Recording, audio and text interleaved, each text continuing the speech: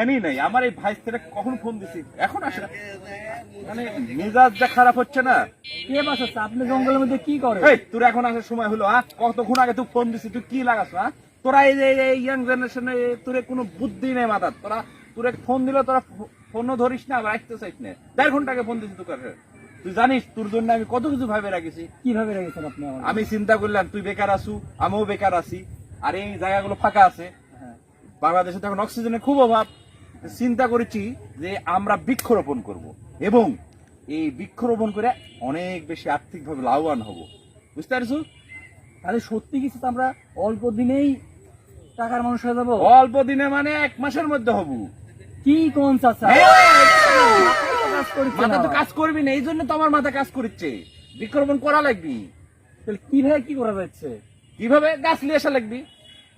কি গাছ লিয়েছেন? কিছু একটা কি পরিকল্পনা করছেন আপনি? হ্যাঁ, আর এটা হচ্ছে গাজার গাছ নিয়ে আসবো। এত বড় গাজার গাছ আপনি খুঁজে পেলেন? তাছাড়া তো তাদের থেকে খুঁজতে পাবো।